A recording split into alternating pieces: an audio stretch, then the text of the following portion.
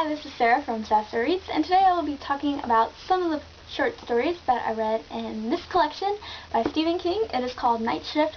I previously read this collection back a very long time ago, I think like in 2010. I was like in 6th grade, I think. It was a long time ago. Originally I gave the collection 3 stars, but upon rereading for Halloween, I gave it 4 stars because it's so much fun. The first story in this collection is Jerusalem's Lot, which is a prequel to Salem's Lot, and it follows two men who, stumble into the horror of the vampires. And it's really fun. It reminded me a lot of like a mix of Lovecraft and Stoker. Really enjoyed it. I gave that one 4 stars. The next story in this book is Graveyard Shift, and I gave this one 5 stars. This one's really creepy. It follows this guy who has to help exterminate and declutter an infestation, and the company that he works for really has a lot of rats. And he goes in there with a bunch of men, and then I realize these rats are not just rats, and it's really creepy. The next story is Night Surf, which I gave 3.25 stars to. This one is like a prequel / the inspiration for the idea of The Stand. I haven't read The Stand yet, but I own it, so hopefully I can get to that one soon. My problem with it is that it's really kind of boring, not all that interesting, but it's still good because King is a great writer, so even his boring stuff is still entertaining. And the next book is probably, I think, my favorite in this collection. I've reread it twice. Like, I reread it once because I read it a long time ago, and then I reread it again after I reread it again. So I've read it, I'm the Doorway 3 times in my life so far. So that's pretty awesome. I really like it. It follows this man who is a survivor of a spaceship crash. Once he got back to Earth, him and his partner were, I think, going to Jupiter, and they saw something that really they considered to be ungodly. It was so indescribable, kind of like H.P. Lovecraft indescribable.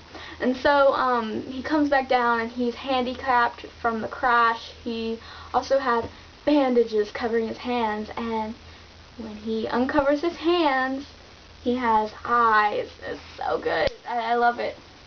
The next book is The Mangler, and The Mangler I gave 3.75 stars to. This one follows a machine that's called the Mangler in I think it's a cleaning shop or a clothing press area.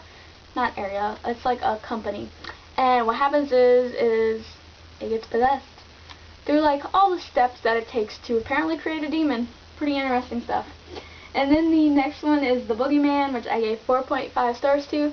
This one scared the crap out of me when I read it in 6th grade, and it still scared the crap out of me when I read it as an 18-year-old. It's just one of those stories that you can't forget.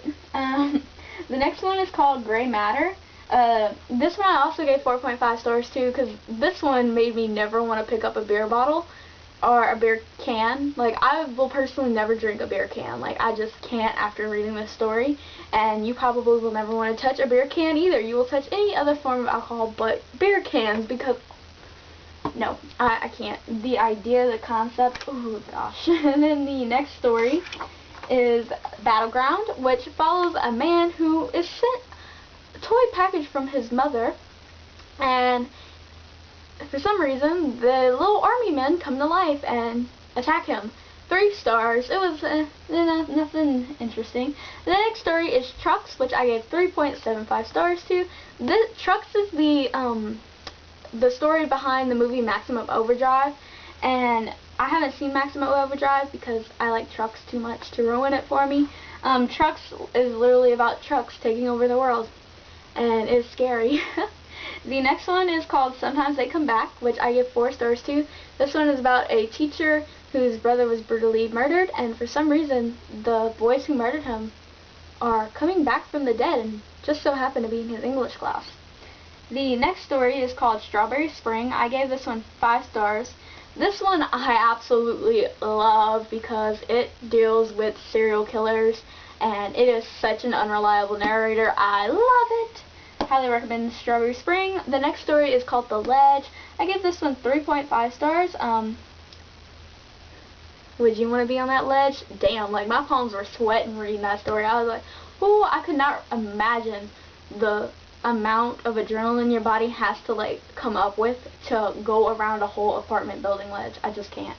And it's such revenge torture. Like, it's just interesting. The next one is called The Lawnmower Man, which is about a man who hasn't mowed the lawn in a while due to the fact that a cat got caught in it and it like traumatized the whole family. So he hires a man to come out and cut the grass, and the man turns out to be a demigod, or like a god. He's Pan, you know, the god of, I think, nature. Creepy stuff. And then the next one is called Quitters Inc. This one I gave 4.75 stars to. Quitters Inc. is the scariest thing to read if you're a smoker. I'm not a smoker, but half my family are smokers, so I'm kind of like, hey, do you want to read Quitters Inc.? Like, it made me never want to touch a cigarette. That's because I just don't want to end up finding myself in Quitters Inc. under these crazy people. The next one is called I Know What You Need. I gave this one 4 stars because creepy. Real creepy. He's a stalker. Yeah. Who also participates in voodoo rituals. And then the next one is called Children of the Corn, which I gave 4.5 stars to. I mean, do I really need to tell you what Children of the Corn is about? Haven't we all seen the 80s movie?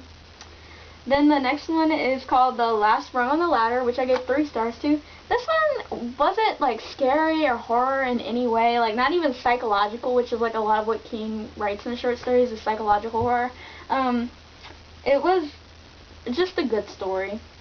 The next one is The Man Who Loved Flowers, and again, I love serial killer stories.